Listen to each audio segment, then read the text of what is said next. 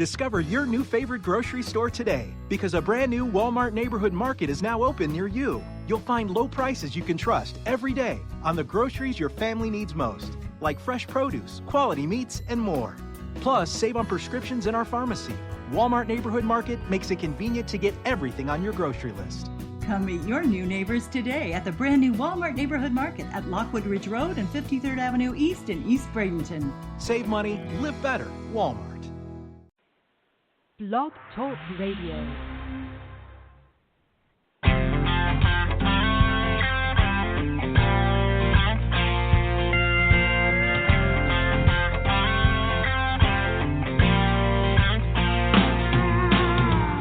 There will be days that just go wrong, make you wanna holler and shout, your hands up in the air, wondering what it's all about.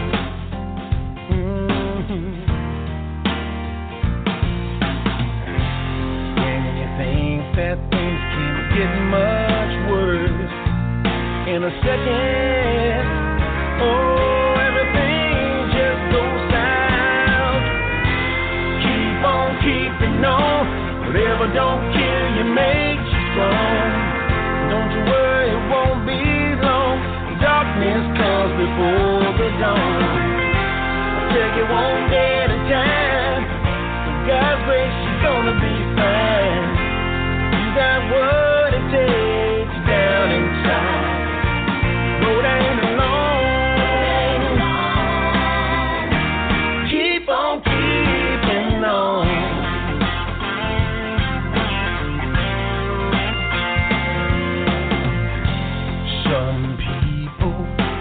Stand in your way. They're always saying what you cannot do. Don't stop chasing your dreams and working hard to make them come true.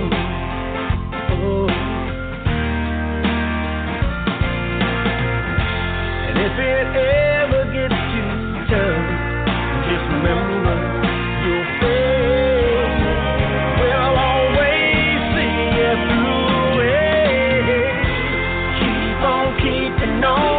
Whatever don't kill you makes you strong. Don't you worry, it won't be long. Darkness comes before the dawn. Take it one day at a time. With God's grace, you're gonna be fine. You got what it takes down inside. The road ain't alone. Keep on keeping on.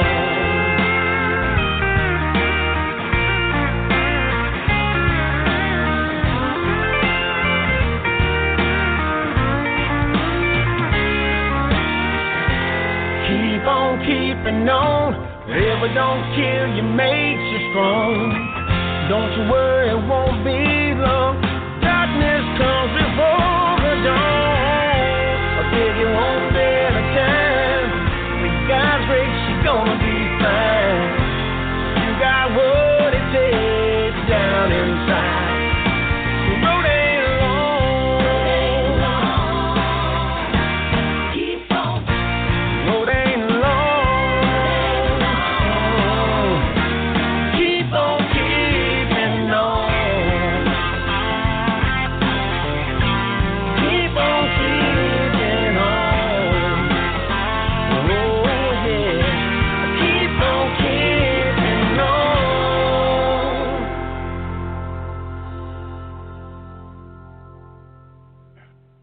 Keep on keeping on. Welcome to American Sovereignty Radio. And tonight we do have a guest coming in. I'm not sure of their name right now, so I believe it's going to be Annette Hensley, and we'll be talking about the Article 5 convention and much more.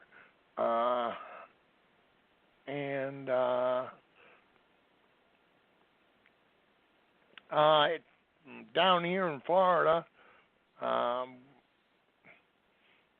we're just trying to dry out after a major tropical storm that blew through. Praise God, it stayed right along the coast, so it didn't really affect much of our state.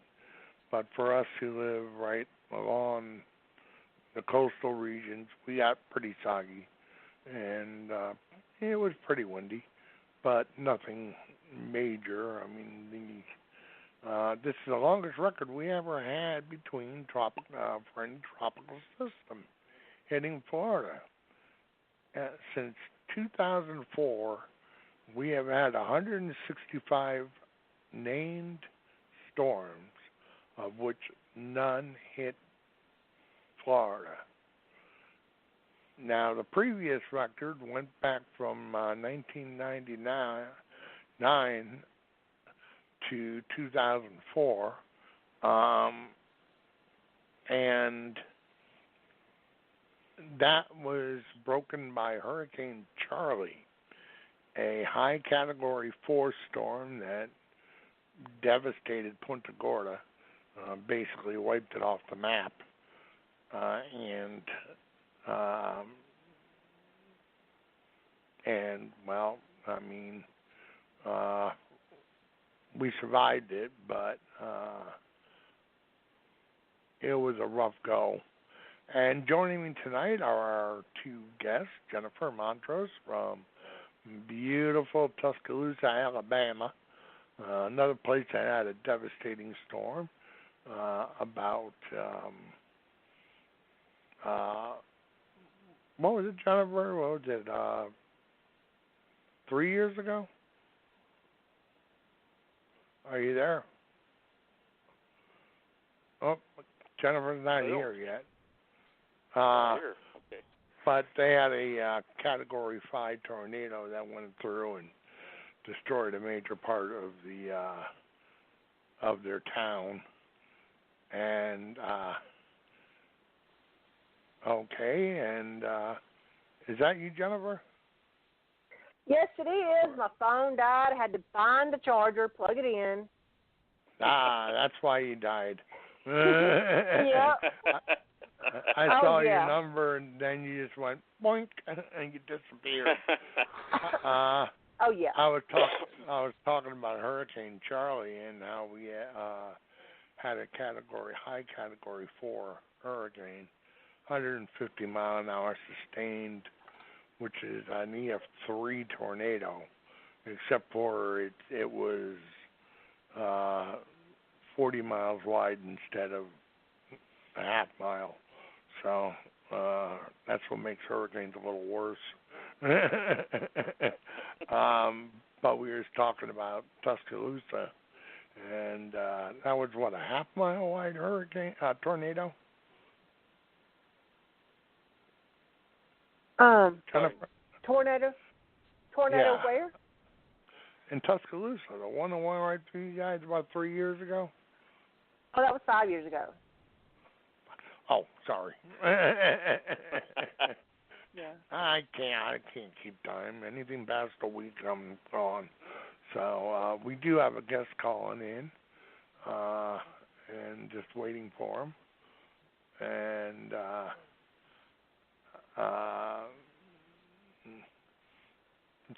and they will be talking about a new convention that's going on, try to rein in corruption. It's kind of like an Article 5 convention. I'll let her name is Annette Hensley. But until then, Jennifer, how's everything going over on your end? Well, it's just we're in week 9. I think it's week 9 or day 9. Day 9 of the trial for Mike Hubbard, Speaker of the House here in Alabama. It looks like there's some damaging evidence coming out. Mm-hmm. So we will see where all that goes. But there's his involvement, kind of a multi-corruption with former Governor Riley. You just follow the money. When it comes to that sort of thing, you just follow the money, and it'll lead you to usually where there's some shenanigans going on. And so, but yeah, we're watching the weather down on the coast, Mobile, Gulf Shores area. We're watching the weather to see how everything goes, and so oops. I thought for a second there that I had lost power again, but I'm good. So my light went off on my phone, and I'm like, oh, my goodness. Anyway, it happens. We've had worse things happen. So, yeah, trying to get on the radio and call in while you're en route to ER. Uh-huh. You can remember that one, Dan. Yeah, talk about dedication. Oh, but, yeah. There's a lot going on the national scene as well. We have stuff going on, on the local scene with politics here in my county. And I just really, I just hope that we can go through the convention without any massive mess that puts us into martial law and all that stuff. Because there are some people that are saying, that it's going to come down to a tie and, Congress is not going to be able to do anything, and this is all ploy to make way for martial law to come into the states and bring in the UN to help out and stuff. And I know that conspiracy theory is going around a lot lately and, and stuff. And I'm praying that it doesn't go down like that, But I will tell you this. We do not need Hillary in office at all, period. The corruption, must cease. And it just, so. But something interesting, we've got to get Glenda Arnold on the show. Glenda has a grandchild that has special needs.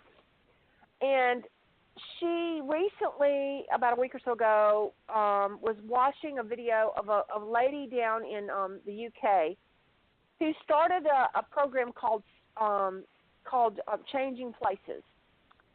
And what it's about is if you've got a child or a teen or an adult that is a special needs person that needs help,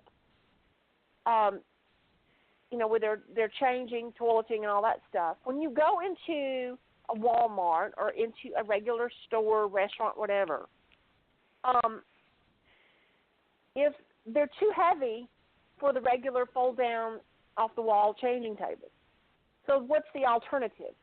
You have to bring in all these, like, blankets or whatever kind of set up and lay that person on the floor. And, it's very demeaning to a person to have that happen, especially if you're having to do that with no coverage, and if you're a female, it's very demeaning, and for that individual. So she's put together this project of trying to raise awareness that businesses it would benefit for businesses to remodify their bathrooms to have a table that will bear more weight, so that people like her grandson will have a place to go where, when they are out at Walmart or whatever and they need to change the child, and he's like 9 now, so instead of having to take him out to the SUV and pop up the trunk and do it that way, and then you put yourself at risk because you just don't know who's around and stuff. So she's raising awareness, and she's actually been on television, the local news, Fox News channel, and so it's something that you wouldn't really think about as a need, but it is. And so I think what I'm going to suggest, and I talked to Scott about this too, is we may have Glenda on the show one Tuesday night to talk about this, because it is something you wouldn't think about, and even as a special needs, as you get older and become an adult, and people have issues and stuff and whatnot. So, it's just a good thing to raise awareness, because when they're building these facilities and businesses or whatever, they've got code specifications they have to follow, but there's nothing that identifies, a child or an adult or teen that's special needs, that bears a lot of weight and stuff. So I think it's a worthy thing to talk about. Another thing that we have going on is we've got a local guy in our state who came up with this idea. He said God gave it to him. It's called the Matthew 5-9 Project. And they're little blue bracelets that have Matthew 5-9, blessed are the peacemakers. And these are little bracelets that are given out to police officers. And we basically, you give one to a police officer and you let them know that people around the nation are praying for them. That there's, we got so many thousands of people that are praying for you. And it's been really, so far, it's taken off like big time. And anybody that wants to have some bracelets, they can go on the Matthew 5-9 Project on Facebook. And Paul Trammell is the guy that came up with the idea. And it's taken off like wildfire. And there's been testimonies come out. Somebody will give a bracelet to a police officer, and they'll say, you just don't know, my partner was just in a shootout like less than 24 hours ago and almost lost her life. And so it's just another way for us to pay respect and to show our Leos that we care and that we're supportive of them. We've got their six. We got their back, So anyway, good stuff going on. But I understand that you guys are getting ready to swim more than you want to down in Florida. Oh, yeah, it's been pretty wet with the tropical storm we just had. But we have a guest that just called in. His name is Craig, and he's going to be describing a new movement that we're trying to do, the people are, to try to regain and rein in corruption within the federal government. So without further ado, let me bring him on. Craig, welcome to American Sovereignty. Are you there? Oh. Dan, I don't know if you brought Craig in or not. You brought Billy in. Oh, How Billy? are you doing tonight, everybody? This is Billy Belo with Take a Pause Advocate Organization. We are One United National Patriots Movement, 3%. Oh, that's great. Okay. Hi. Actually, when Craig comes in, Craig will be making a plea out to the general public to special investigations going on in Arkansas right now. A PTSD dog has been shot and killed for an active duty member of the military who suffers from PTSD. And we're trying to do a special investigations in the state of Arkansas and find out who it was that executed this dog. That is one case that Take a Pause is taken up under our wing to see if we can't get the Patriots movement to support the investigations in Arkansas so we can find out who killed this dog. I'm a no kill, no abuse advocate. Amongst other things. Actually, you'll find out in Take a Pause we're attached to every cause that just about that there is. We're constitutionalists. We're actually working with the Missing and Amber Alerts, Missing in America. I did just contact with Missing in America. We're going to be uniting our efforts with them to keep them alive and keep them moving forward. They're having some funding issues. Actually, tonight I spoke with Johnny Horton Jr., Country Music Hall of Fame inductee. He was inducted last year with his father in the Country Music Hall of Fame, and next month we're proposing a fund-gathering event to support the efforts and needs of the organization, and special guest appearances from many different country music stars to take place on October 29th across this nation. So we're really busy. We do the suicide prevention for veterans, actually suicide prevention 24/7. We have somebody on call to do suicide prevention. We help veterans with claims. Tonight I actually addressed City Council in Knoxville, Tennessee, to get them on board with their efforts and see what they can do to support this organization. This is where the national headquarters is being built at this time. So we're all over the board. If you don't know Take a Pause, Come to the house to Take a Pause, unite, and become a true patriot. Stand up, step forward, and serve your family and your country. We do a lot for our veterans. Now I heard you say go something ahead. about 3%. Heard you say something about 3%. Yes, ma'am. So you are affiliated with or a part of a particular 3% organization? Actually, I am attached nationally. I'm attached to the One United National Patriots Movement, which is 1.5 million members strong. Oh, that's fabulous. I'm a member of the Alabama Security Force 3%. So you're in Alabama, you must know who Ben Garrison is, and he's Sector 4 commander. Yes, me and Ben are very close. Anytime Ben has emergency needs or cannot find somebody, like approximately 3 months ago, we had a man over near Nashville who's got a $270 trillion lawsuit against the airport authority, Dennis Schulke. He needed a security detail, and he needed some assistance out there. Well, the One United National Patriots Movement provided him security in his reconnaissance in the courtroom. Actually, the reconnaissance in the courtroom was me. I actually offered to represent him, but he hired a lawyer who stabbed him in the back. Attorneys suck. I agree with that. That's just being blatant. Our judicial systems are corrupt. Our attorneys are corrupt, and they're not following what it is that the Constitution initially provided to the American citizens to protect themselves. No, I agree with that. I agree with you there.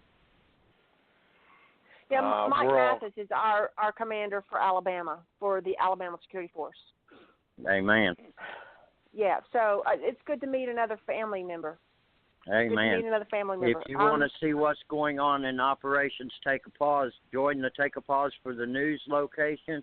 Also, you can go to Take a Pause United / and enter your state name to join your state location. On a regular basis in Take a Pause for the news, we provide the links for the state locations. Well, actually, the assemblies are coming together. Many states are approximately 100 members strong, but we still need to appoint the executive board members within the states. But we are moving forward. We have to be patient and let God do it in His time. It's not our time, it's His time. Amen to that. Yeah. I'm all for it. Yeah, I'm all. Yeah, that's fabulous. That's fabulous. Well, I mean, I will tell you, you know, we've seen a lot that's gone down with the negativity with our Leos, the things that have been going on with the BLM, and I mean Bureau of Land Management, not Black Lives Matter. I don't like to give the Black Lives Matter any publicity. They're doing enough on their own. Well. But you know, with I mean, I say a prayer for. I know Lavoy Finnegan is looking down over us and smiling because of the support that he has. But I know also it's sad to see that what has happened, you know, with the Bundys, and it seems like more and more patriots, you know, and even those. I mean, a good friend of mine, to tell a story, a good friend of mine, Bama Dave, who's with our security force here in Alabama, was out walking, open carrying, in the evening time near his house, just out on a stroll to exercise, and had two police officers stop him and wanted to check his ID. And, well, they need to be going out to them ISIS training camps that's in the state of Alabama and checking their IDs. And yes, if you're not familiar with it, there are active ISIL training camps in the state of Alabama. Well, I yes, bet there are. is, yeah. Yes, there are. I'm sure there's a few in Florida, too. We have plenty of room over here for them to hide. I mean, we're fighting for right now open carry. Right now I have to conceal. But we're working on it. So until then, I want to apply for a tank permit. I want to park a tank in my driveway. They won't let me have a gun, but I want a tank. Actually, I'm a convicted felon, unjust prosecution. That's another thing that needs to be addressed within our judicial systems. Our judicial systems are totally corrupt. The district attorney's offices are failing to do just prosecutions. They're doing backroom deals. even when someone admits to committing a crime, a heinous crime against our family, we have to house this heathen for upwards of 30 years, paying an organization $110,000 a year to house a heathen who should be executed within 2 years from sentencing. I'm proposing to the United States Congress that a new law be created that any time someone is convicted and admitted to committing a heinous crime against our families, that they are only offered one appeal and the execution to take place at no longer than 2 years from the first sentencing. Why should we house a heathen for 30 years and have to pay $110,000 a year and medicate and feed and house a heathen when they don't deserve the air that they breathe? Mm-hmm. In the state of Tennessee, we've got people sitting on death row that's been there since 1980. We'll calculate the amount of money that it's taken to house that heathen for 30 years. You're looking at many millions of dollars. No wonder we don't have the funds to take care of our veterans. We're paying to house heathens. Mm-hmm. Oh, definitely. Mm-hmm. I'm real big on statistics. Right now, every year we have almost 800,000 people reported missing in America. Right now, we presently have over 81,000 missing veterans in America. And people are not paying close attention. They're not being vigilant. They're not protecting their country because they're playing too damn many video games. Excuse my French. Well, it's true. I mean, yeah, that's true. Last week we had a guest on Duhau, and he's a friend of Jennifer, myself, and Scott Osborne. All three of us have dealt with Du a number of times, and he lived just south of Da Nang during Vietnam, and took him 11 tries to escape Vietnam after it went communist. Came over here, became a U.S. citizen. So the day after he became a U.S. citizen, he volunteered to join the Navy, and he served on the USS America until he was injured, and he went on and got a PhD in pharmacology. And he tells it like it is, and how much they loved the Americans in Vietnam. And he was telling about the Tet Offensive, and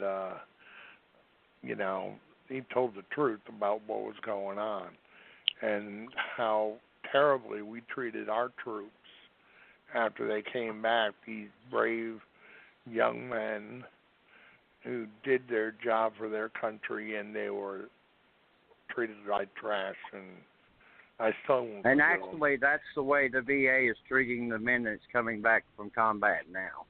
They're being neglected. Their claims are being put off. No, you're not disabled. No, you're not disabled. No, you're not disabled, until the point to where they're having to cover their PTSDs with drug addiction and alcohol addiction, become homeless, sitting in the woods, cold, wet, and hungry, while the general public's driving past ignoring them.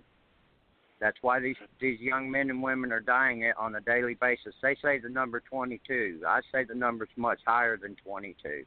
Until the number is zero, Take a Pause is on board to do everything that we can to save the veterans' crisis issues in America. On a regular basis, I counsel anywhere between 5 and 10 suicidal veterans a week. Oh, I know. It's horrible. The poor people aren't being treated, and they don't understand that the human body only can take so much time in combat before the brain fries. Basically, I mean, right. It's we've been suffering with this since. Well, in World War II, Dan, what happened is when they come home, they were taken to a military base, and before they were actually released from active duty out to the general public, they had to go through a program for reintegration back into society. When these young men and women are coming home now, they have no support system. They're being denied their claims. They're coming home after even so much as having to go over there and take lives of young children.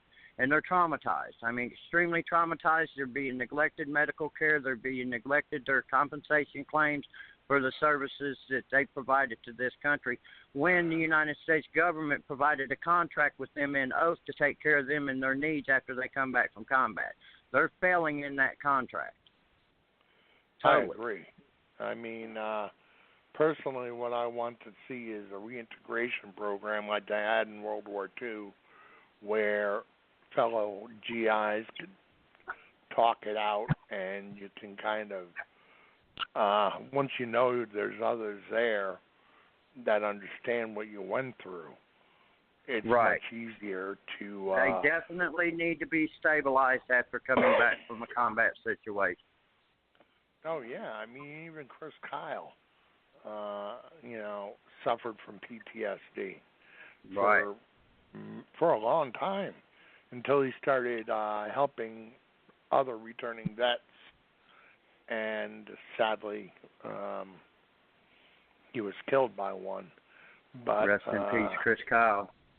I am a member of Chris Kyle Prague organization, which deals with PTSD also.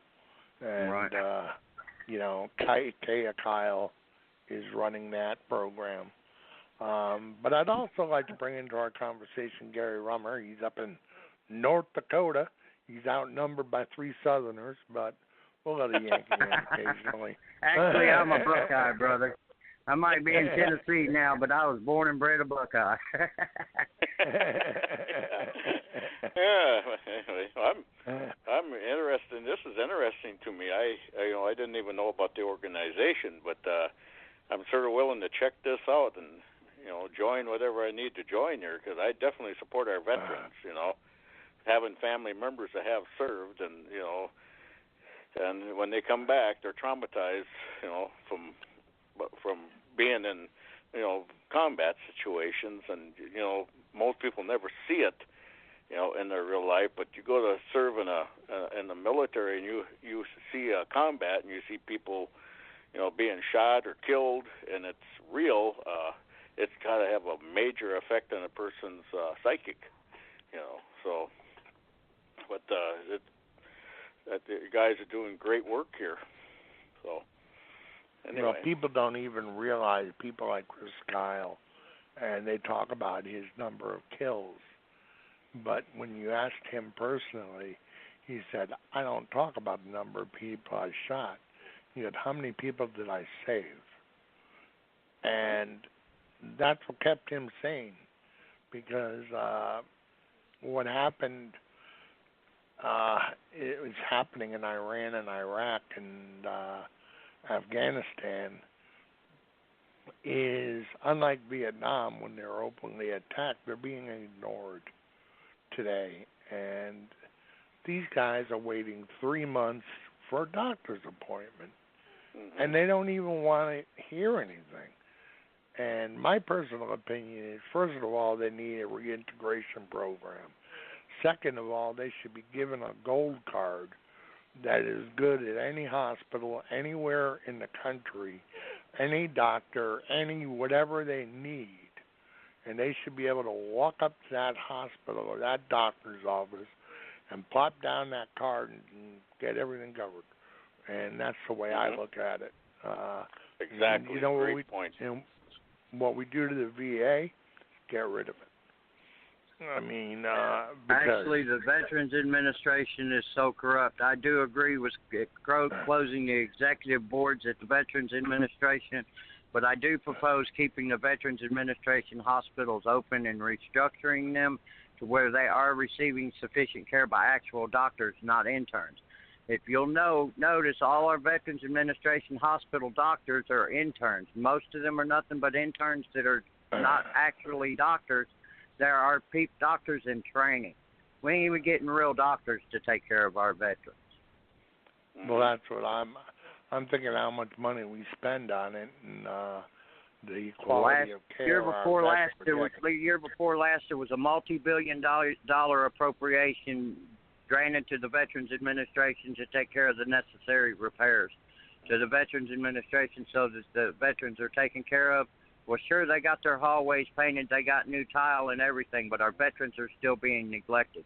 A veteran can go into an emergency room in a crisis situation, and he'll have to sleep and lay on the floor in the waiting room for many hours before he receives care.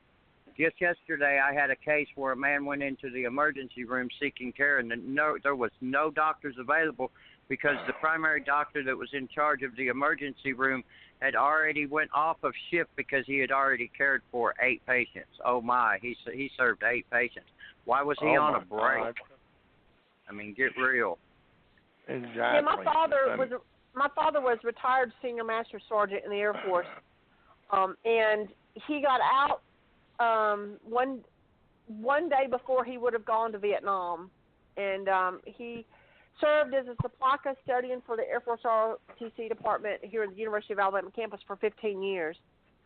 When 2000, I think it was like 2000, he'd been applying for quite a few years to move into the nursing home at the VA here in Tuscaloosa, and by the time that Bill Clinton had gotten into office, he stripped all the cooks from the VA and put in these TV dinners, and there were hot boxes, and all the doctors that they had at the time were basically, foreign doctors, Indian doctors or whatever that had a dialect that couldn't get a job anywhere else, so they would just send them over to the VA, and they could get on easy. And my father always had a hard time understanding their dialect. And they eventually started, budget cutting, and they did away with the local unit. And they totally took that out, and the only place that you can really go to receive any real care is in Birmingham, Alabama. And so he had to drive an hour just to go and see somebody. But they would do prescriptions locally here, but it would take, you'd probably be sitting for 4 hours just to get a prescription. And it's ridiculous. And I agree with you. I think that the amount of money that we're spending and the support that we're giving here in the United States for illegal aliens needs to be stopped, completely halted. And and the billions of dollars that we're shipping to other countries to support their needs. Yes, why are we not definitely. taking care of our family at home we first? need to take care of our own. When and now I understand that not to, there were some people that did not go and serve on the front lines. The system is totally corrupt. It needs to be changed. And, when you've got somebody that's abusing the system that may not have legitimate PTSD, maybe they had nothing but a desk job. Maybe their reason for getting into the military was to go through college or whatever. Not knocking. I think that, anybody that volunteers, makes a conscious effort to go. I mean, back in the draft days, it was, maybe things were a little different then, but, nowadays, I think, our military's become soft because we don't have anybody at the helm that's got any cojones to do anything the proper way. We got our divider-in-chief who is apologizing for World War II. That is appalling to me. And we discussed that last week. But, but there's this concerns rising within.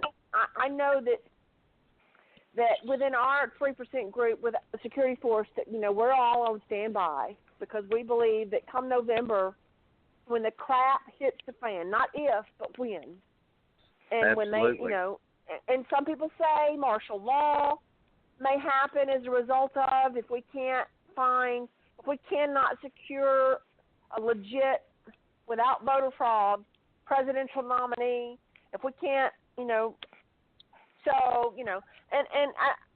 we've all discussed this at length, me and Gary and Dan and Scott Osborne, we've all had these discussions, and the things, I don't understand how, you've got, so if Hillary were to get into office, then we'd have, not a first lady, we would have a first man. And, so we'd have a pedophile in office, a rapist in office, and, we've got a woman who would, totally support all of that. She's been doing all that she can to try to sweep all that mess under the rug that her husband's been involved with. Benghazi. So, and I don't understand. And of course. Extortion 17. And all that Treason. stuff. Follow the money trail and everything. But we've got so many sheep. That just, they like birds put their heads in the sand. What give her the and, authority in the Clinton Foundation to sell the Mohair mines for the uranium deposits that are there? Oh, yeah. And you look at China, you look at Harry Reid, those connections. And actually, and we are in it. China is in a lawsuit with the United States over the Mohair mines now. Yes. And then you look at the river contamination in Colorado that happened, with the mine and everything, all those things.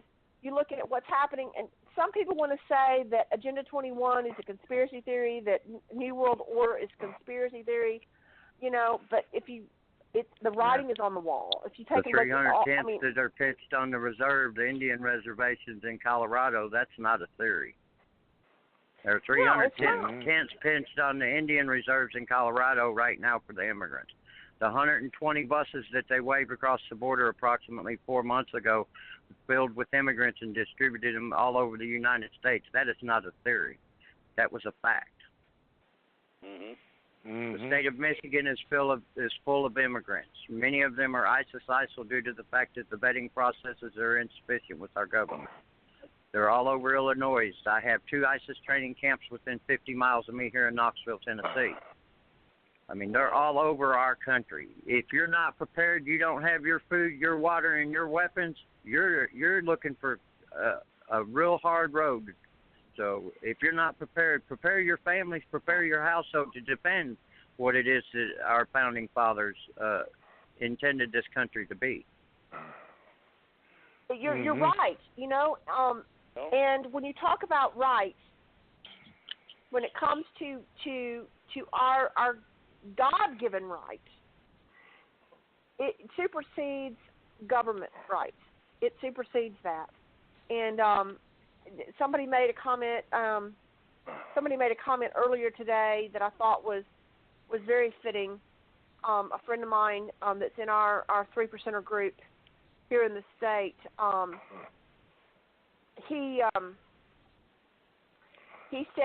He said, folks, we need to talk. I hear a guy say the other day, I have constitutional rights. Hey, the Constitution may be the second best document ever written behind the Holy Bible, but the Constitution doesn't afford me or you any rights. Our rights are from God, inalienable. The Constitution limits what the government can do, not we the people. My rights are from God, not the government. I refuse to compromise on them. We must exercise our right in a timely manner, not wait for someone to inform us of our rights. I agree with that wholeheartedly. I think there's lots of confusion out there. We have, and Gary, jump in, Dan, jump in on this one, but we talked about the dumbing down of education, how Common Core, along with Agenda 21 and the New World Order, all have a part to play in the dumbing down of our schools, our education system, where they're no longer teaching the facts about the history of the American flag, the Constitution, the history of America. None of that. It's because we've become so politically correct that we don't want to offend anyone, and I'm like, you moved over here to this country, here in the United States, whether you came here legally or illegally. If you want to stay here, you need to learn the language that we speak, which is English. You need to learn the language, and you need to learn to adapt to our way of living, not expect us to adapt to a country that you came from. I'm sorry, but, I am a Christian woman. I am a patriot, a constitutionalist, a Frederick Douglass Republican, and I will not back down from my stance. I carry 24/7, and, I think that every patriot needs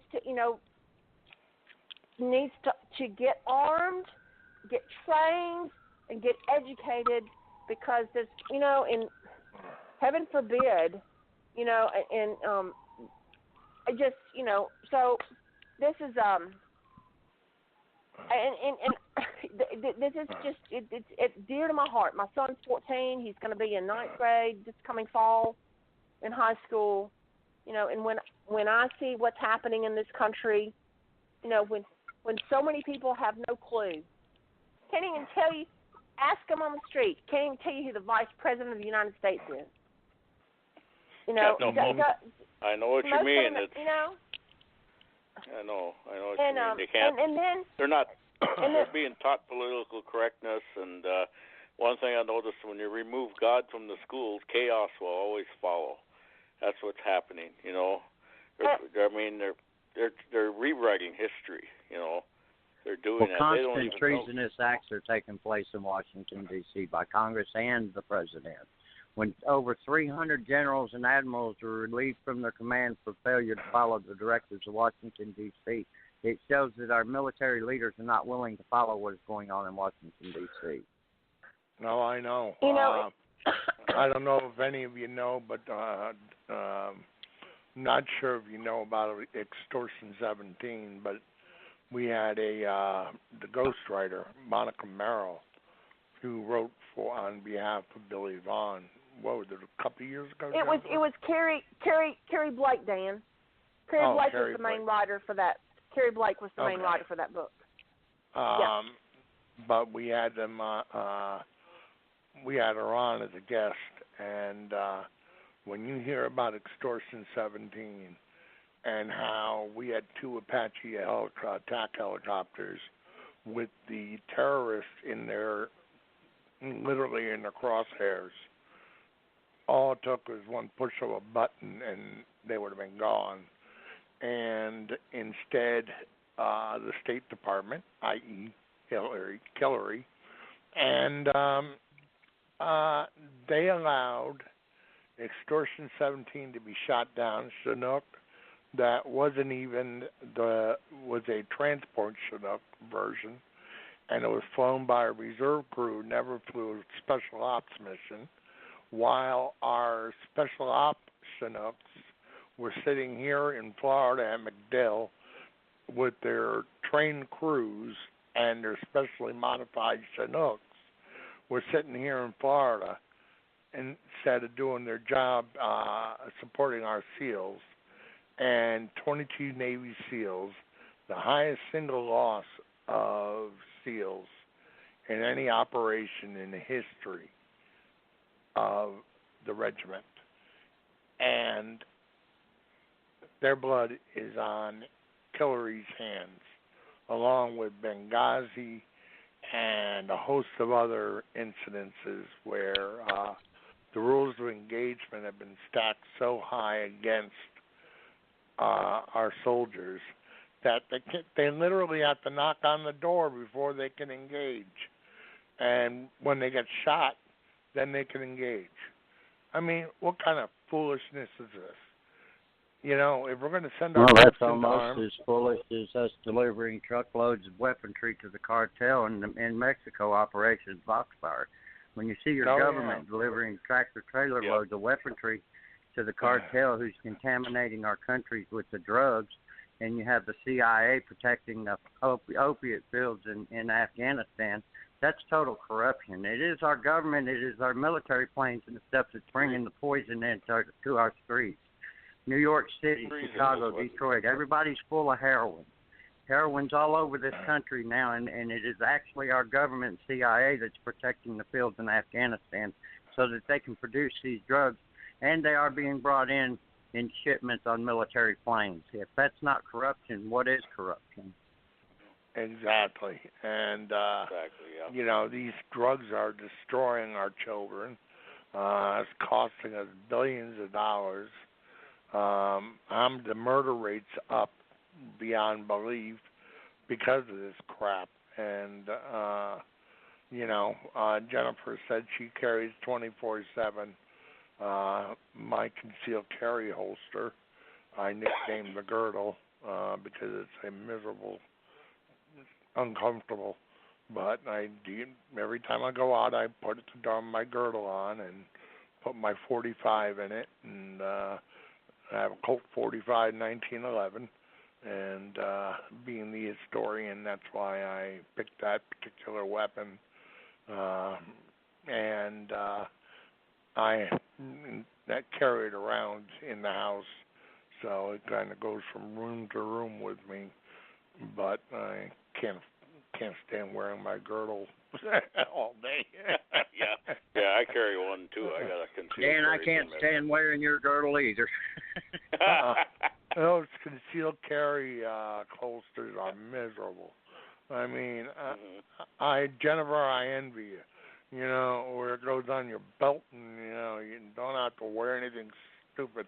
Well, one thing I found out though by carrying, the full size 1911 is a very heavy firearm too. It's well made. You know, you practically drive a tank over it, and she'll still work. But I found out I got it's a 1911 derivative. It's Kimber. It's 45, and it's a lot lighter. It's got a 3-inch barrel, but with a 45 slug, that's not going to matter too much. That's still a big hole. And I carry that one. It's not too uncomfortable. I mean, any gun is uncomfortable, but it seems to be a lot better than the full-size one, which seems to want to just keep pulling down on you all the time. You know. Well, I got the full-size one, the government issue. So with what is it, a 9-inch barrel, and it's all steel. So it's a heavy weapon, but I like the recoil, which is non-existent, pretty much, for 45. And but anyway, I carry that around because you don't know where these terrorists are going to hit. I mean, and if you think of, had there been one person with a firearm in California, in what is it, whatever town that was, or had there been one person at Columbine who was armed, the amount of deaths would have been dropped dramatically. And I'm a pussycat. I don't want to hurt anybody. My dog will lick you to death, and that's about it. I mean, and absolutely, I do propose the legalization of teachers, certain certified teachers, to carry concealed weapons within education. Amen. How are we going to protect our children if we have no security guards that can be able to do it? That's definitely for sure. I mean, I do propose that. Certified teachers with a stable mental state. I mean, there's even in the education system, it's the corruption that's got heathens in there teaching our children. Only certain people will be certified to carry these weapons. Yeah, I'm going to go farther than that. I'd say get rid of gun-free zones, because that's where the shootings take place. You don't hear There should be no such thing as a gun-free zone. Well, no, you're right, but the thing is, the gun-free zone is basically, a law-abiding gun-free zone. I mean, they want a gun-free zone out in the general public, but they don't want to make their state capitals a gun-free zone, now do they? They want to be able to protect themselves within the state capital and provide these $1 million tunnels so that they can access their chambers so that they can have their discussions, but they want you to walk on the streets in a gun-free zone. No, it shouldn't happen. No. The only way you're going to stop murder is being able to protect yourself. And if they see somebody who's armed, they're going to think twice about pulling their gun because they aren't trained. We are. And, rest assured, the United States government is doing everything to take away our Second Amendment rights to the guns. That's what they're trying to do. They're doing everything as far as mental health facilities and investigating any veteran that is coming home who is deemed to be unstable through their mental health facilities. They're going after their guns. They're going straight to their houses and they're taking their weaponries away. I know. I've seen this. I've seen that happen. And that there is totally against HIPAA. HIPAA provides you private counsel with your medical facilities, and the United States government themselves are violating the HIPAA laws. The United States government is violating our entire Constitution. Absolutely. Our Constitution is not worth the paper it's written on at this time in our country. There are so many constitutional violations taking place in our judicial systems across this country, you cannot count them all. I mean, take this newest one, that if you talk up against global warming, you can get arrested. Well, guess what? You know something? I'm going to speak my mind, and you are not going to arrest me because that's our constitutional right. That's in the Bill of Rights. You know who gave us that? God. You know. That's right. Real simple. Well, I'm proposing a new law, a new act to be created by Congress for accountability. Anybody that is employed by we the people to be held accountable to take care of their duties. If they're insufficient in taking care of their duties, they should be prosecuted with sentencing to range from fines and dismissals all the way to 20-year federal prison sentences. If a politician does not follow the directives of the people who put him in office, he should go to prison and eat green bologna and, excuse my French, shit all over himself. I mean, for 20 years. One thing Don't about take the job if you can't do the duties. Well, this Article 5 convention that we're pushing through, and we have 8 states right now, including Florida. You're referring to the countermand or Convention of States? I'm talking about the convention. And Convention of States. Right. Article 5 Convention of States, where we have 6 amendments proposed. Okay. Are you familiar with the countermand? I just read it yesterday or today. Charles Kapowitz is the director of Countermand Amendment Initiative, and it actually takes the agenda all the way through what is going to happen at the convention. Convention of States is not completely prepared to convene. No, we're working on it. I mean, right, and they're following and they're pulling stuff off of Countermand to direct their initiatives with Convention of States.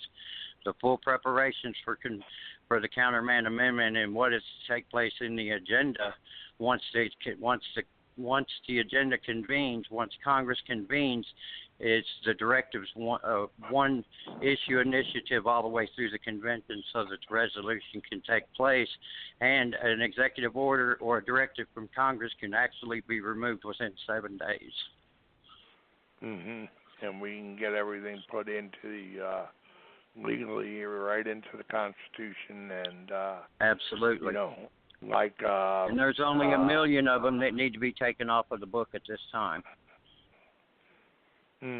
So I mean, we're working on it, and we're getting closer every day, and we just got to get 38 states, and we're ready to go. I mean, and we're doing term limits that federal laws cannot be passed unless it is put before the people, and that the Supreme Court cannot rule on anything that is not explicitly written in the Constitution as they were supposed to do. And what about the balanced budget amendment? The balanced budget, and I think these are things that are common sense things that our forefathers didn't realize would be so stupid to ignore. And, and they never dreamed that politicians would make it a lifetime job. And this is why anytime 32 states come together and say this is the way Washington, D.C. should be doing it, that's the way Washington, D.C. should be doing it. That is a majority rules. Right. And 32 states at 2/3, just like a regular amendment, and it's written in stone. And, well, actually, the Countermand Amendment is not any amendment to the Constitution. All it is proposals in order to take care of the operations on amending the Constitution. It's not an actual amendment. It does not adjust the Constitution in any shape, form, or fashion. It just gives a platform in order for the states to come together in order to direct Congress on how to act on behalf of a single issue. Well, the 5 convention actually doesn't even include the federal government. It's held with representatives from each state and is a collection of the states who pass amendments, and then they are part of the Constitution. And this is what I'm pushing for, because the convention is, the federal government has no choice but to follow. And 81% of the folks need to remove about 81% of them. To be real honest, they all need to. Actually, Congress needs to be shut down. Washington needs to be shut down. Even when a car quits operating properly, you shut it down, you repair it, and then you start over. What's going on in Washington, D.C. is total corruption against the citizens of America. 65% of the lands west of Mississippi has already been sold to foreign entities. All shorelines within the United States of America no longer are owned and controlled by the United States citizens. Right. And according to the Constitution, the federal government can only own 10 square miles, and that is the size of the District of Columbia. And what they did is, after the Louisiana Purchase, they went out and they called it public land, which means it's federal land and you have to abide by it. And one of the amendments I'm trying to engage in is to have every land within every state being mandated over to that particular state, and our 10th Amendment, because if you read the Articles of Confederation, you show that each state is a sovereign nation within itself, and our bond is the Constitution. And the federal government does not have the right to enter into any state unless it has to do with the borders or a national security problem. But they are, they're taking over our states. They're passing these mandates, like with Common Core, which is something that is a travesty. I mean, I tried to help my granddaughter do some math, and, I have a degree in economics, which is math, and I couldn't even figure the damn thing out. I mean, 10 steps, Dad, 10 plus 12, give me a break. What happens when they get into college and they're starting to do calculus, and, higher level math? They won't be able to do it. And, I'm sick and tired of the government telling me what to do in my state. And Jennifer feels the same way, and I'm sure Gary feels the same way. And they've been doing this for a long time. I mean, Gary, I don't know if you remember Sue the dinosaur. Say that again? Sue the Tyrannosaurus Rex that was found in South Dakota. I haven't heard of that. It was a Tyrannosaurus Rex. It's the largest fossil. 80% of it is in one piece. The federal government took it away from the citizens. Oh, okay, yeah. All right, now I got it, yeah. Black Hills, South Dakota, and they sold it at auction for $7.5 million. Mhm. Yep, I heard of that. Yes. Stealing from our people. Mhm. They are. And I'm clear sick violation of. Yeah, I am too. I'm sick of electing a congressman or a senator who goes into Washington who has the same amount of money as the average citizen, and they're coming out multimillionaires. Mhm. Something's drastically wrong there. Yeah, and I think everybody needs to be audited every year, and you show us where that damn money came from, because I'm sick and tired of them stealing our money.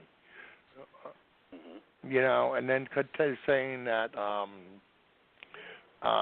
Medicare and Medicaid is a entitlement. Well, bull crap. Because you know something, I've been paying into it since 1976, and it said FICA. Well, guess what? You know something? That ain't no entitlement to me. I paid for it. You paid into it. Yeah, so the same thing with Social Security. Years. The same thing with Social Security. Well, what happened was during the Johnson administration, they changed. It used to be a private trust fund for them, but it's not anymore. It went into the general fund, and they borrow against it, and that's going broke. Johnson it is broke. Thief. Johnson the thief, and that's all he was. You know, he took the money from the people. Yeah, They promised. Yeah, go ahead. Yeah, they promised.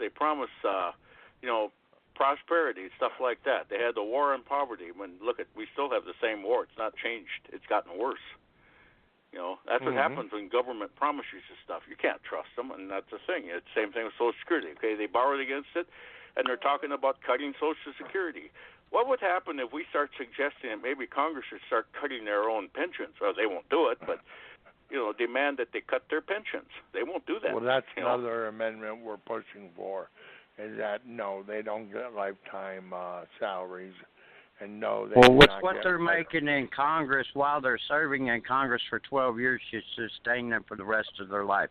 I propose no pension whatsoever. Why do they deserve a pension when they leave Congress after serving a term limit of 12 years? They should be sufficient enough. I mean, they're drawing $300,000 to $500,000 a year sitting in Congress. If they can't build enough equity within 12 years to take care of themselves, they need to quit managing their own finances. Exactly. We don't need to be paying for the best health care, available when the rest of us aren't getting crap. That's right. Our veterans ain't getting care. Why should our congressmen be getting them? Exactly. And our veterans gave literally everything from their life, the ultimate. And, their families suffered. Their families suffered. These poor people are coming back with PTSD, missing limbs, and they can't even get the damn health care that they need. You know something? These are brave heroes. These are heroes of the country. And I don't think anybody here on this program today will argue with that. Everyone who served in our military is a hero as far as I'm concerned, and a patriot. And you honor these people. Thomas Jefferson once said, "The road to liberty is paved with the blood of patriots." And couldn't be said better. And we need to treat these people like they should be treated, as heroes. I mean, and I am appalled at the way we treat our veterans. I mean, I can't even go to the Vietnam Wall without crying like a baby. Every time I go over there, tears are running down my eyes because something. I'm looking at 58,000 brave people, 18, 19, 20 years old, who never had a chance for a life, serving their country, and their families are being crapped on. While these damn politicians in Washington are taking every friggin' penny we got, they're running up a 20 by the end of next year. They're counting out that it's going to be up to $22.5 trillion.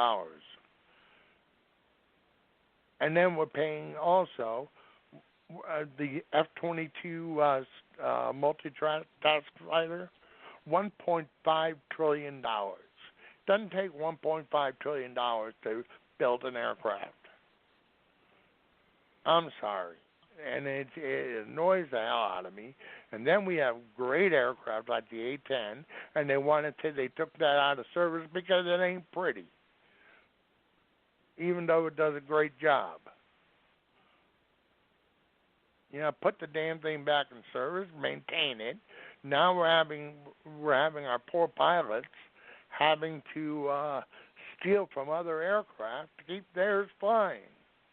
They have to go to air museums. I mean, give me a friggin' break. I am so fed up with the federal government and the corruption. This is why we need an Article 5 convention. And we need to lay out the groundwork, which we're doing right now, and then we need to hold the convention, get the amendments passed, and get these sons of bitches out of Washington and start doing it the right way. Term limits, you don't deserve more than 2 terms. I'm sorry. I don't want to see you in there for 20 years so you can build up your group of lobbyists who are going to give you tens of millions of dollars and stealing money right out of our pocket. This is ridiculous. Jennifer, we haven't heard from you in a while. Jennifer, you there? I've been listening to you guys. You've been making perfect sense. I've been good stuff. Okay, I'd like to drop something on the table. The new bill proposed in Congress for us to pull out of the United Nations. Oh, God bless. Do you think the United States need to be a part of the United Nations Assembly and providing all the funding and support with our military to protect these other countries, these foreign entities that are proposing condemnation and everything on the United States? Why should we be supporting them? We need to remove ourselves from the United Nations. The United Nations. Absolutely, I totally agree. The United Nations is nothing but a structure of the Illuminati. You need to kick them out of this country and move them to maybe North Korea, someplace there. Yeah, let's put them in the middle of Africa. What's that? Well, they have those little tribal wars and they can get shot at. There you go. I mean, all I know is, something that's some good property in New York City that can be used for better things. But I don't want us to be part of NATO, UN, anything. Because what does that mean? U.S. takes, has to pay for everything. Well, actually, right now, the United Nations is moving forward in the major cities in the United States to form one world police to be directed by the United Nations. So if you're not ready for it, you better prepare yourself to go to war, because they're not going to get up and walk out of our country. They are absolutely not. The heathens are here. If we don't throw them out and evict them like a heathen that's in a house that's not paying their rent, you better prepare to go to war. That's what's coming. Between now and election time, you can expect the economy to collapse, the water systems to be shut off, weaponry systems to be turned on top of the cell phone towers that's located all across this country to control the citizens of the United States. And if you're not prepared to die, standing on your feet, get down on your knees, wear your dog chain, and crawl into your doghouse. I mean, that's plain talk, easily understood. That's why I have my 45 on me. It's trust me, I'm not afraid to pull the trigger if I have to. Well, me either. Well, that is definitely what is happening. They are already structuring the one world police systems in all major cities in this country. The heavy weaponries that our police departments were provided by the United States government are being removed from them because they're afraid the United States police departments are going to go against the United States government, which they should. Our United States military should revolt against Washington, D.C. at this time. Shut down Congress, put President Obama in prison, and execute him publicly. And if nobody likes to hear that, put me in prison. That's all right. I've eaten their green bologna before. I'm not afraid. I'd rather die standing on my feet and be buried vertically. Well, Thomas Paine, give me liberty or give me death. Give me death. Amen. And I think Jennifer agrees with that. We have a very good friend of Jennifer and I, Jan Morgan, and she's fighting tooth and nail with this. And Jan, if you're out there, big shout out from us. We love you, and you're doing a great job. And she's also a Fox News contributor. Have you heard anything new from Jan, Jennifer? Well, I know that right now she's been going toe to toe trying to fight the media propaganda and expose the truth about Hillary. And she's been out there on the front line supportive of Donald Trump. Her big thing right now, though, is doing all that she can to train as many people as she can in firearms. A well-trained militia. And actually, so right now, I'd like to announce something. Operation Red Dog is recruiting for support members to be at the convention, the Republican convention in Cleveland, Ohio. They are recruiting upwards of 40,000 members to secure the Republican convention. These are only to be licensed to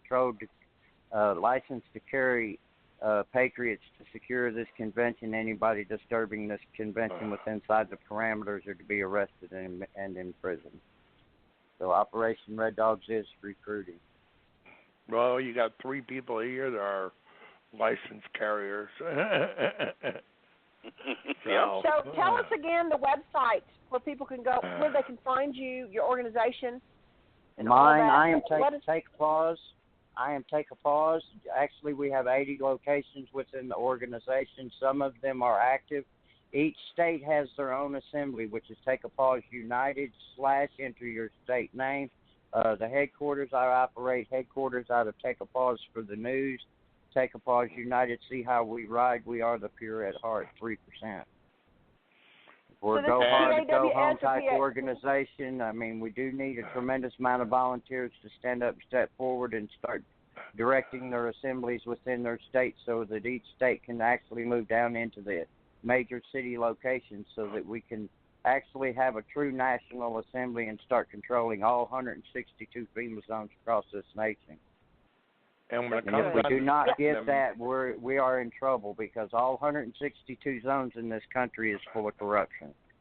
Our judicial system needs to be repaired. Our anybody working within the government system and the judicial system who are not doing their job needs to be held accountable for doing their jobs, or they need to be removed from their seats, thrown out into the woods so that they can lean up against the tree and hold their head in shame. Well, if you want to visit, since you're in Arkansas, you should go over and visit Jan Morgan. What town is she in, Jennifer? I'm actually in Knoxville, Tennessee. Knoxville, Tennessee. I'm sitting on the largest air fueling depot in the country. Also, I'm about 30 miles from the largest uranium containment facility in the world, Oak Ridge, Tennessee. Every bit of the fuel that's going out, going overseas to keep all these jets and stuff flying over these foreign entities is going right over top of my house, over top of the headquarters. So I see what fuel is going out on a daily basis. We are the largest refueling depot in the country. Okay. Oh, okay. Well, and I'm recon. I'm going to Tennessee in August on the way home. Well, when you come through Knoxville, I'm setting stone's throw from the I-40, I-75 interchange. Stop in, you can see what kind of office structure the headquarters will be in. Actually, I have a cave underneath it. I'm going to be putting a man cave in. I'm going to put a true man cave up underneath the offices. There you go. Yeah. I kind of wish I lived closer to you guys. I'm so far away. If they'll approve a tank to put out in the driveway, I'm going to get me one of them too. A Bradley would be nice. Well, hey, if any of you guys get up in North Dakota, make sure to look me up. So. Absolutely. We have a chapter in North Dakota. It's real small, but it is starting to grow. What we really need is executive directors within the states to manage what's going on within the state assemblies so that they can move into the major city assemblies. Now, on October 29th, we're going to be we're seeking Major Entertainment to gather in many different locations across the nation in support of this organization. I mean, we do have facilities being structured in New Mexico at this time through General Horton, Johnny Horton Jr., Country Music Hall of Fame inductee. Right. They are fixing to start building homes. The property's already purchased for the homes to be constructed, and it will be the veterans in crisis to be provided jobs in order to build these homes. Non-profit organization. So I'm really on board for that. I'm attached to Freedom Home for the Forgotten out of El Paso. I'm also attached to Veterans on Patrol, Louis Arthur, and I believe he's in New Mexico. So, I mean, I'm attached all over the country. I'm in actually over 700 locations, me personally, in 700 locations on Facebook. So this organization's very well known, but with the rules and regulations on Facebook on mass distribution and distributing the news throughout all the organizations, they really shut me down in January when they limited mass distribution. They shut down my news, but I'm still walking. Well, I'm going to be here. I'm going to be here till the end. We're still fighting here. We have a group that I'm a part of called Intel on the Corruption, and we have Zello app that we use and Facebook too. But we pretty much monitor news around the world 24/7. Right. And, we have about 30 people in our intelligence panel that's gathering all day long, but we don't put everything into the news. I mean, if I over-illuminated, everybody'd get scared and leave the house. If they really knew what was going on and followed everything that was behind the scenes, everybody would get scared. Well, sadly, yeah, that's true. You have to pick and choose what you share. In my if you want to know how deep the rabbit hole is, just look on my timeline. Mhm. I mean, look at my articles. You'll see. Jennifer can testify. I mean, I reveal a little bit at a time. And you can't over-illuminate, that's for sure. And to let everybody know, Homeland Security has my organization under full surveillance ever since the mall here. At the end of mall here, there was the last 4 members in the tent, and they was approaching. I called the sheriff in the adjacent county and could not get him on the phone on the 911. They said he was sleeping, so I cussed her out and hung up. Well, needless to say, about 45 seconds later, they rung my phone and asked me to speak to the sheriff. I told him to go back to bed. I contacted my local authorities and FBI here in Knoxville. And immediately, the organization was completely attached to Homeland Security, and everything's under surveillance. But I don't care. I hope they are watching. They know I'm coming. Yeah, NSA is listening to me right now. And I can't get a hold of my sheriff either. They're going to hear everything I got to say. Well, you know, I actually addressed City Council tonight, and they didn't like to hear what I said. They're not doing their job, and people need to stand up and tell them they're not doing their job to protect our families. Exactly. I mean, that's corruption. If you don't see corruption in your city, you've not got your eyes open. That's why we all go to our town hall meetings, our city hall meetings, our school board meetings, and they don't even talk to me anymore. Well, they expect the general population and the citizens in America to toe the line. It's time for the citizens in America to tell the government it's time for them to toe the line. Oh, I've been yelling, and Jennifer, how long have you and I have been yelling together? It's been years. Since about 2011. I mean, we've been online and doing this on social media, and this is syndicated, so it goes out all over the place. So that's great. You know, we let the country know what we're feeling about, and we'll keep on screaming until they pull the plug on us. Absolutely, Dana, and I really appreciate you. Great appreciations go out to you and your members of your committee here and inviting Take a Pause into the House. everybody that's hearing this out syndicated, you're invited to take a pause. Only the true unite is going to save this country. If we do not unite the patriots all across this country, we're doomed. Exactly. I mean, that's why we're fighting the fight, and we're going to fight the fight until I draw my last breath. And amen. You know, not giving up. Nope. Never going to give up. The good Lord takes us home. And that's true. We don't. You know, yeah, we don't have a choice there then. But then I'll be fighting from heaven. I'll ask Michael if I can join the Archangels, and I can really kick butt. Well, I'm more of the newer member here because I actually, I started getting involved probably 2015 with Scott Osborne, and eventually it's kind of just led one thing to another. But I was doing my screaming before that. I had my own Facebook page, and I can tell, when you're effective, the liberals attack, and I've been attacked since late 2010. So that's how you know you're effective. And when you have leftists start wishing death upon you and your family, then you know you're effective. If you get death threats, I knew I was. I knew I was under their skin. I knew I was under their skin when I looked across the street and seen 3 FBI agents sitting there with their badges on. And it's like, hey, fellas, how you doing today? Exactly. I went out and actually met them once. Yes, I actually walked across the street and asked them what they was doing here. They said, well, we're looking to see what you're doing. Oh, okay. Well, stick around a while. You'll see exactly what I'm doing. Right. You want a cup of coffee? I mean, I'm not, I have nothing to hide. I mean. That's right. You need a cup of coffee? Me either. Here, let me spit in it for you. Yeah, we have more people. We have more people in this country that are carrying than just Leos in military. Absolutely. We have regular citizens, good law-abiding citizens like yourself and mine and Dan and Gary, that are carrying on a regular basis, and we deserve to as citizens, we need to be respected, and we should not have to give up one right to obtain Absolutely. Another right.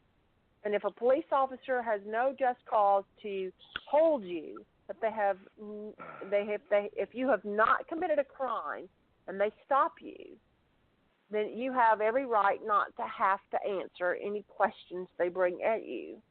Absolutely. And I've been seeing more and more and more of that coming out, and it seems like,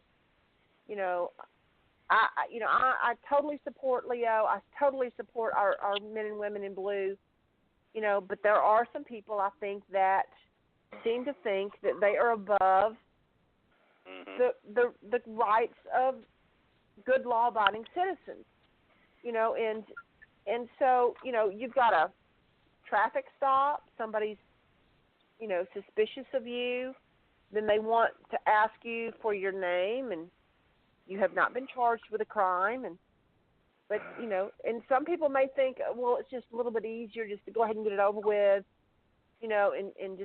but to go ahead and tell them your name and blah, blah, blah, but, once you have started answering the questions, then they can twist and turn and do all the things they want to do to make themselves look in the right and you in the wrong. And how many people do we know that are human beings, that have, in order to protect a buddy, have fibbed a little bit, or purposely to protect their unit or to protect their partner, have decided to not completely tell the truth about a matter specifically, and it always ends up the law-abiding citizen is the one that ends up getting in trouble. We had a guy here in Birmingham, Alabama, who exercised his right to go to a church to vote in Shelby County. He went up to the place. He was open carrying, and they told him that he did not have the right to be there with a loaded firearm in a holster. They said, they called it voter intimidation is what they got him on, voter intimidation. and they claimed that the church was the one that put up the no firearm sign, and it was not the church. Church never had anything to do with the sign being posted. It was the sheriff's department in Shelby County that posted it. And so the guy went to vote the first time in the primary. They had a runoff election. Second time he went, they let him go through. The third time, the first time he didn't get to vote. Second time in the runoff he got to vote. The third time they arrested him, and they said they incited him with the voter intimidation. And he was not doing anything. When he came in the runoff election, he walked right on through. Nobody said a word. But the lady that was running the precinct, she said she just didn't want to make any waves and decided to, just to make it simple. We had our big statewide meeting with Bama Carey, which is the largest gun rights group in the state of Alabama, and we took a poll. We had everybody in the crowd. There was like, I don't know, 300 people there at the statewide meeting. We had a big gathering, Second Amendment rally, and pretty much everybody said that they went and they voted, didn't have a problem, not one, whether they were open carrying or concealed carrying. They went into a precinct and voted where it was legal. No turnstiles to stop them, no lawns, no, any of that stuff. But this guy got arrested, and so we've got a guy that's attorney that's representing him, and he's got the support of Bama Carey members, over 4,000 members that are supporting him. But it's just like the corruption runs deep in some places. And it runs deep everywhere. it runs, it runs deep, and I mean, and so you look at what happened on the border with the, Fast and Furious, and so many things that are happening. Burns, Oregon. So many things with the Bureau of Land Management. So many things are happening that, I think some people they get a badge.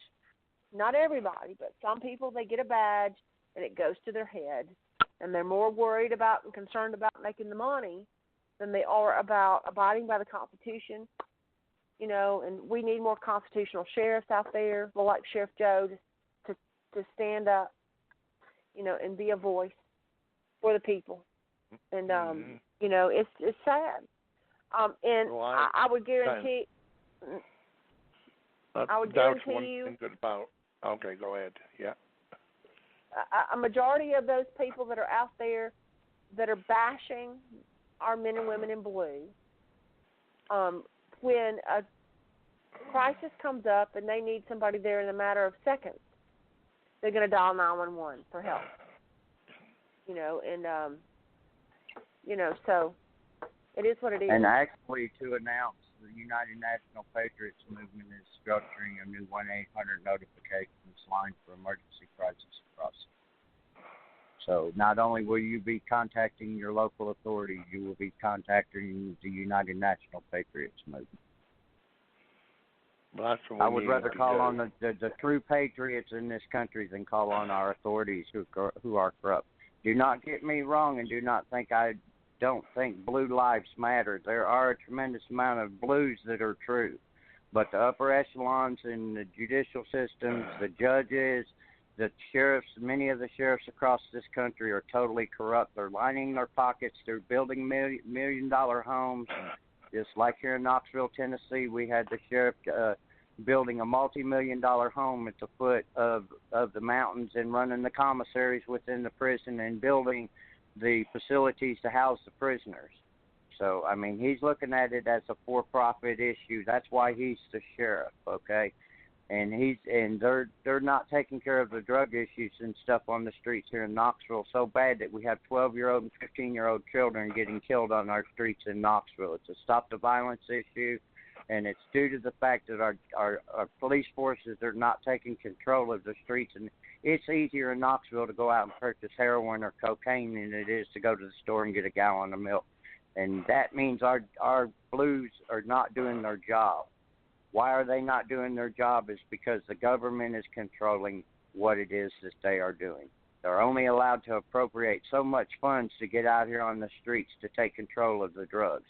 The people that are not being provided the jobs in order to take care of their families or the fair housing projects are not being able to take care of their families. They're forced to sell the drugs in order to feed their children. Now, does that make sense? Well, in Tennessee also, you guys are getting screwed over by the closing of the mines, because of our what do you call them, Jennifer? Our divider-in-chief. Look at what's happening to West Virginia and Tennessee and it's every state. Bureau of Land Management's taking property everywhere. Oh, I know. I mean, look at what they did in the Bundy Ranch and the Hannigan. You're talking about also the mines in Arizona last year, where the Oath Keepers were securing the mines that they tried to take there, and then the same thing happening at the mall here. That reserve has been sold to China for the uranium, and the money went into the Clinton Foundation. Now China has a lawsuit against the United States government and the Clinton Foundation due to the fact that the reserve was not accessible because the 159 patriots, so-called patriots, were actually infiltrated by the CIA and the FBI when they marched onto the reserve. They knew everything that was happening on the reserve the whole time it was going on because the patriots were actually infiltrated by the CIA and the FBI. They knew exactly what was going on. Well, there's a lot and actually the true Masonic temple, the original true Masonic temple is on the Malheur Mines. It's a 22-mile long cave underneath the Malheur Reserve. The actual original Masonic temple in the United States was the entrance to it is at the Malheur. Well, I know they wouldn't want me. I'd give them a piece of my mind. It's all about the Illuminati.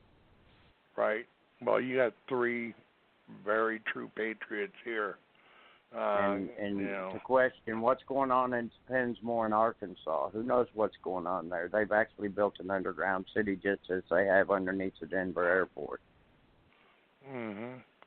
While the Homeland Security is building the concentration camps all over the Midwest so they can get rid of us. And actually, all computer internet privacy has been deemed open to the executive order created on February 14th by the President of the United States. Executive order, there is no private counseling or private communications on any web communications or any phone device in this country anymore due to the executive order that was created on February 14th of this year. You have no privacy. I have nothing to hide, so if they want to listen in to me, go for it. I mean, be prepared. They're going to come for your guns, so they know who all the patriots are. They can try. But they're going to need to pry them off my cold, dead hands. Same thing. Not surrendering. They're going to do it. That's the whole day down 15. I mean, that's preparations to take the weaponries away from the citizens of the United States of the agenda United Nations 2030. They're going to try to attempt to disarm every citizen in the United States. That's Agenda 2030. If you don't believe it, look up Agenda 2030 United Nations. Within about 3 seconds, I can double tap the first person I can see, and then I'll, even with a vest on, you get hit at close range with a 45, you're going down. Shoot the cell towers, because the cell towers all across this country have weapons of mass destruction preparing for genocide. If you don't believe me, look it up. Well, we're going to be, I'd rather go down shooting. And they're going to cook you like a chicken in a microwave oven. Well, we're still, as I said, we're still fighting, and we aren't going to give up. Never give up. You know, and this is why we're here online, and we don't get paid for it. And Jennifer has taken on entire states. I mean, she took on the state of Louisiana, what, about a year ago now, Jennifer?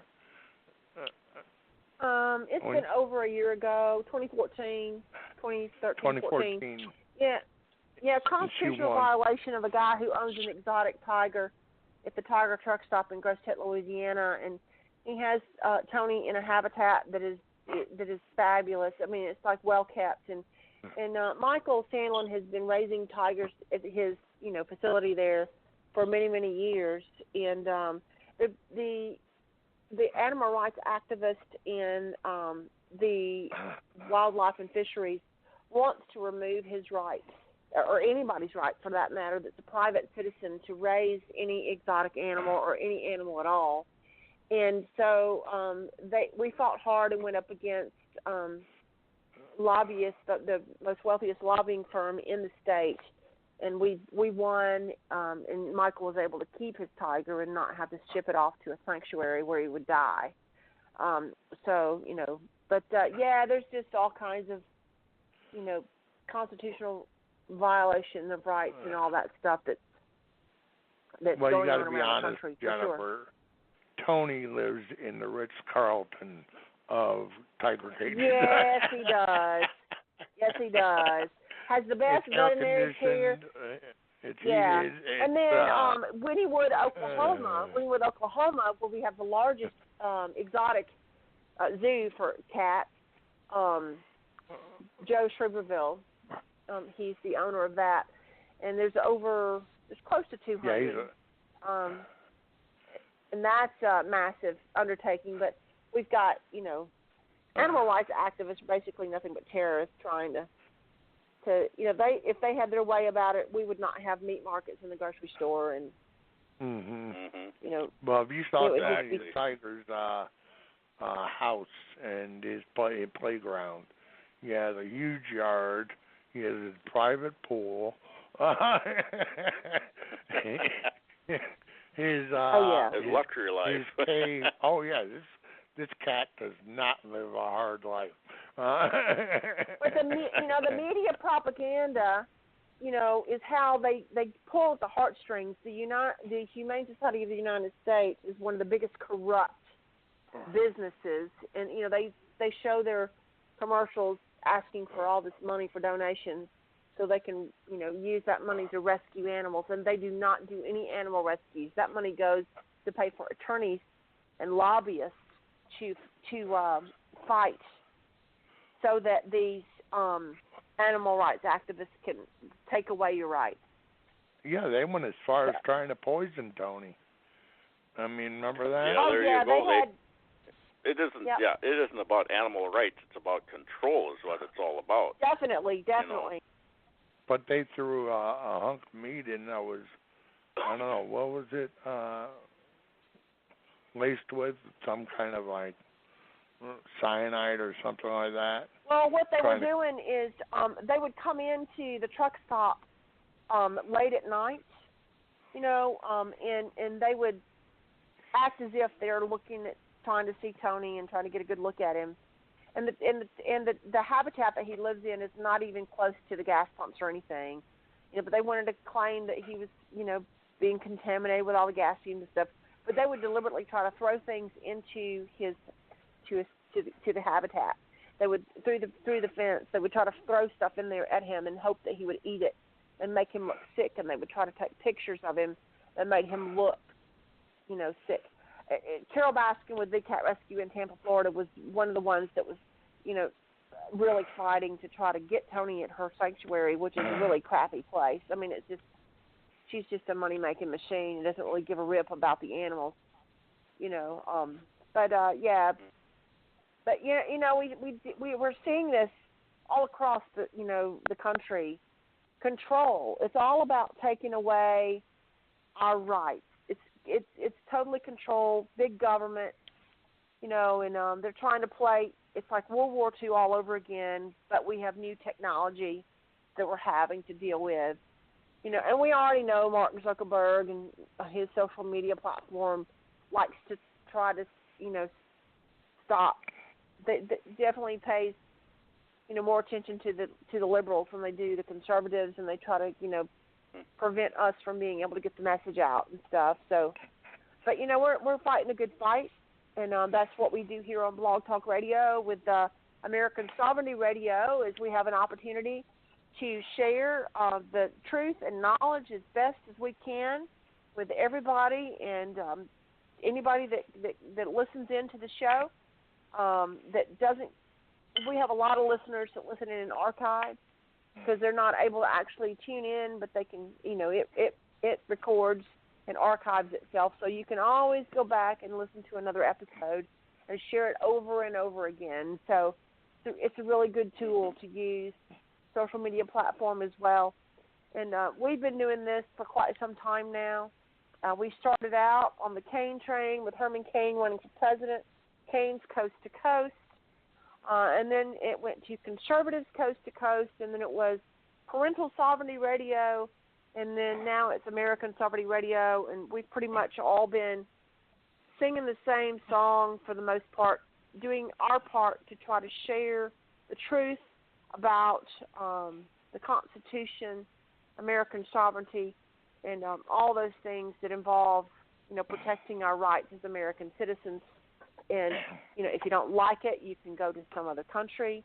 I'm sure that if you go over to the UK or go to Europe, they would gladly, take your liberal agenda and welcome you with open arms. You might not like the Muslims over there, but not my problem. So secure the borders is what I say. And if you don't support the American flag and don't stand up for the Constitution, you don't need to be here. Exactly right. And, you better treat that American flag with the respect it deserves. Yeah. And so Dan, what do we have going on Saturday Symposium? Gary, what do we have going on? Gary just told me today, and I have a mind like a yeah. kid. We have a guest. Her name is Laura Orko, and we're going to talk to her about her career and stuff like that. And we had a good guest last Saturday. I don't know, Shel Stanton. I mean, it went on for 3 hours last Saturday, so went way into archives. In fact, they cut us off. Laura Orko is going to be really good too. I mean, she's conservative, but the only thing is she can't really talk about, because of her acting career. She can't talk really about politics because she doesn't want to lose her job, and I respect that. But she's going to be a great guest anyway, nonetheless. So. Well, we always welcome patriots, and that's the most important thing. And the whole idea is to spread the message and spread, as Jennifer will tell you, I'm the historian of the group, and I fill in people what our forefathers wanted, and we're fighting the fight, and Frederick Douglass is our representative because we feel he lived the American dream. About it shows that if you got determination, you can go from a slave to being the top 10% or top 1% in salaries. And why? Because he was an articulate man who was much of a patriot. He said he was a dyed-in-the-wool, black dyed-in-the-wool patriot. And he is. He was. He died a while ago, but what he stood for is what we stand for, and that is freedom and liberty for all. And you are not going to take away our God-given rights. And this is why I'm fighting for the Article 5 convention, because we need to rein in corruption in Washington. and we need to bring back our Constitution, and we need to put God right where he belongs, right in the center of our country. And, that's the way it's supposed to be. That's where our forefathers intended. That's why if you look over the mall in D.C., you look at the mall, and in every one of the original buildings carved in stone is God. If you pull out a piece of a dollar bill, which nobody ever has anymore, but it says, "In God we trust." You pull out a coin, it says, "In God we trust." God is the creator. He's not a religion. So, I mean, this is who we believe in. And we'll die defending that. And we're going to die defending our constitutional rights. You're not going to pull my 45. I paid good money for it. I went through a lot of hassles getting my concealed carry permit. And just like Jennifer did, they did background checks that would, they probably know I farted when I was 4 years old. I mean, I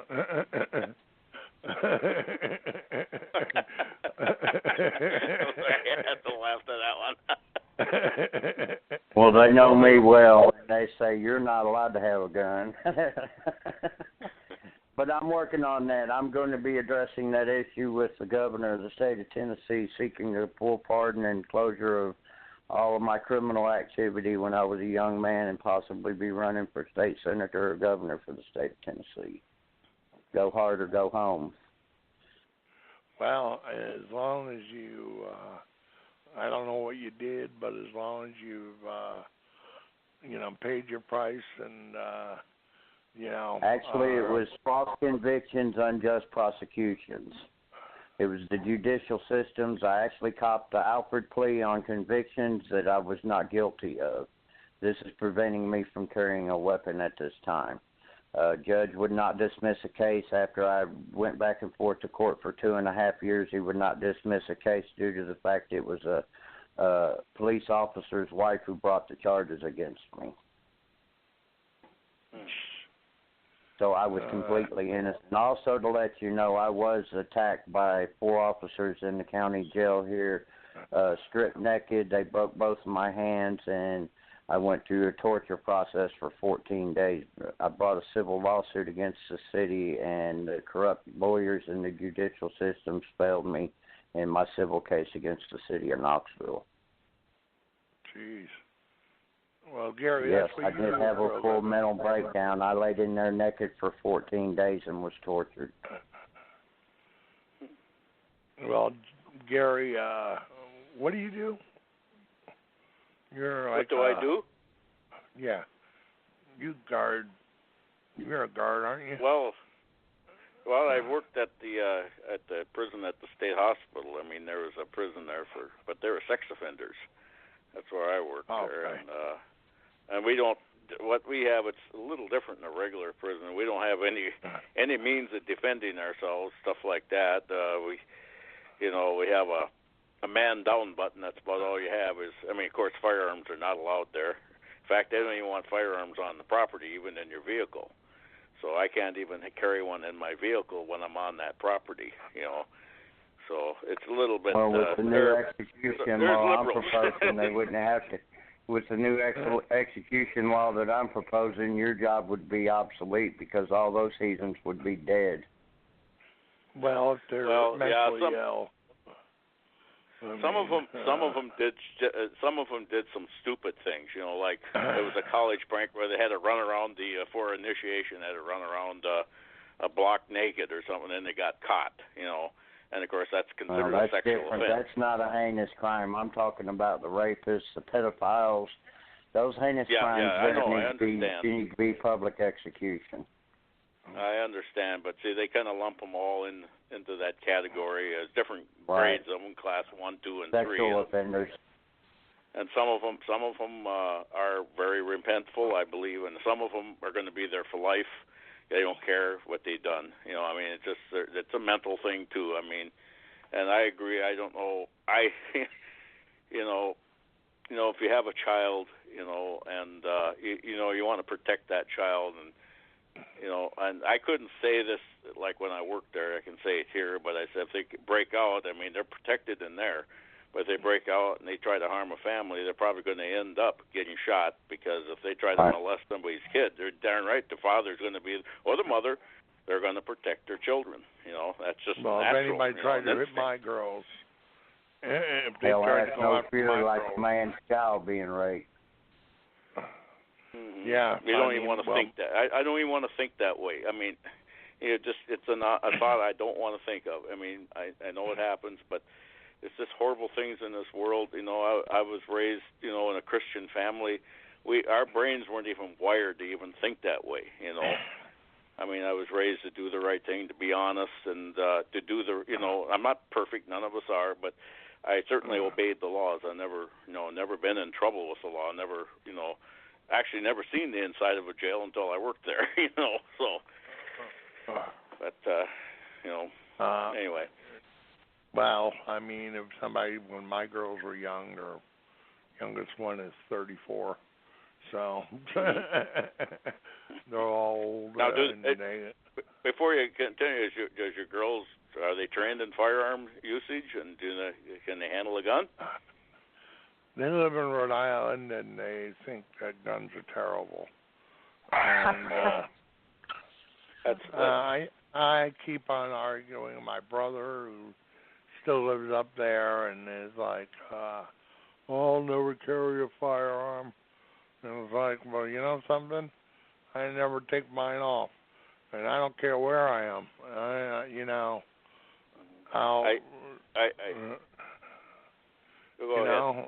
My gun stays in my girdle, as I call it. Well, I pray, Dan, that nothing ever happens to them, because, if they didn't have a gun, I mean, you don't even want to think about, people who do carry guns illegally, or criminals, violent criminals who take a life without even batting an eyebrow. You don't want to even think about that. That's why I said I hope sometime they change their mind and get trained in it so they can protect themselves, because there's a lot of bad, rotten people out there that don't care about human life. Like all of us do here on this radio show. We look at human life as precious. Especially up there in that New England area, the corruption and the drugs and everything that's going on up there. There are more illegal guns on the streets than there are legal guns. Exactly, and I try to... Home invasions, the whole 9 yards. They'll come in and steal a nickel out of you. That's why I try to explain that, I carry my weapon at all times. And the Beatles sang about a song that said, happiness is a warm gun. And I agree, because when I put my girdle on every morning and I put my gun in the holster, ooh, that's cold. I like it better when it warms up. Bringing the dreams of Imagine back to the pictures of what we are discussing. Imagine the dream of peace and harmony all across the world. Mm-hmm. Words of John Lennon. Yep. Mm-hmm. Actually, I'm thinking, we all want peace and harmony. We all want that, but that's not reality. No. That's why the song Revolution comes to mind. And, and it said if you go carrying the pictures of Chairman Mao, you ain't going to make it with anyone anyhow. And ain't that the truth, I don't, communism ain't my gig. And the great words of Benjamin Franklin, dost thou love life, and do not squander time, for that is what life is made of. All right, brothers and sisters, I'm going to tap out. The puppies are screaming at me to go outside. God bless each and every one of you all the days of your life. And with the True Patriot Movement, we will recover this country. Amen. Amen. I agree. Amen. God bless you, too. Well, thank you for joining God us. bless you. And have a good night. we got 2 minutes left. It was a great show tonight, everybody. And, Dan, I'm going to let you take it away and close us out. Okay. Well, it was a wonderful show. And got to talk about some really interesting topics tonight. And, you know something? I think we got to bring back our good friend Red Skelton, because he's got to tell us a little something about the Constitution of the United States. And I think he's a good person to listen to right now. You know, so Red, you know, I'm gonna have to wake you up again. I remember a teacher that I had. Now I went through the 7th grade. I went to the 7th grade. I left home when I was 10 years old because I was hungry. This is true. I work in the summer and I go to school in the winter. But I had this one teacher. He was the principal of the Harrison School in Vincennes, Indiana. To me, this was the greatest teacher, a real sage of my time. Anyhow, he had such wisdom, and we were all reciting the Pledge of Allegiance one day. And he walked over, this little old teacher, Mr. Laswell was his name. Mr. Laswell. And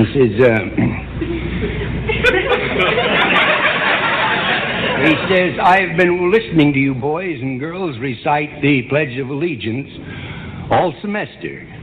And it seems as though it's becoming monotonous to you. If I may I recite it and try to explain to you the meaning of each word. I, me, an individual, a committee of one, pledge, dedicate all of my worldly goods to give without self-pity, allegiance, my love and my devotion to the flag, our standard, Old Glory, a symbol of freedom. Wherever she waves, there's respect, because your loyalty has given her a dignity that shouts freedom is everybody's job. United. That means that we have all come together. States, individual communities that have united into 48 great states. 48 individual communities with pride and dignity and purpose. All divided with imaginary boundaries, yet united to a common purpose, and that's love for country. And to the Republic, a state in which sovereign power is invested in representatives chosen by the people to govern. And government is the people, and it's from the people to the leaders, not from the leaders to the people, for which it stands. One nation, meaning so blessed by God, indivisible, incapable of being divided, with liberty, which is freedom, the right of power to live one's own life without threats, fear, or some sort of retaliation. And justice, the principle or qualities of dealing fairly with others. For all, which means, boys and girls, it's as much your country as it is mine. And now, boys and girls, let me hear you recite the Pledge of Allegiance. I pledge allegiance to the flag of the United States of America and to the republic for which it stands, one nation, indivisible, with liberty and justice for all. Since I was a small boy, 2 states have been added to our country, and 2 words have been added to the Pledge of Allegiance: under God. Wouldn't it be a pity if someone said that is a prayer and that would be eliminated from schools too?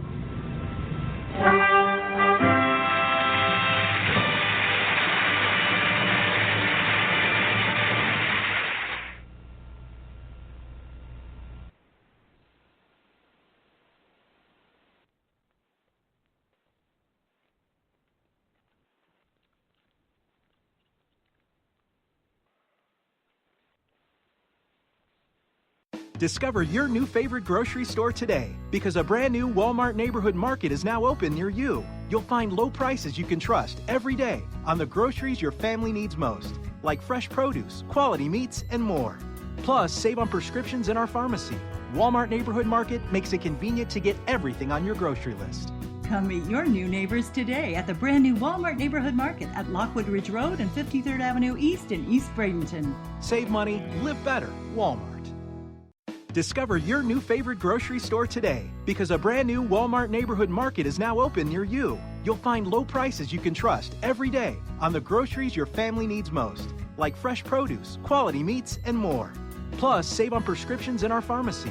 Walmart Neighborhood Market makes it convenient to get everything on your grocery list. Come meet your new neighbors today at the brand new Walmart Neighborhood Market at Lockwood Ridge Road and 53rd Avenue East in East Bradenton. Save money, live better, Walmart.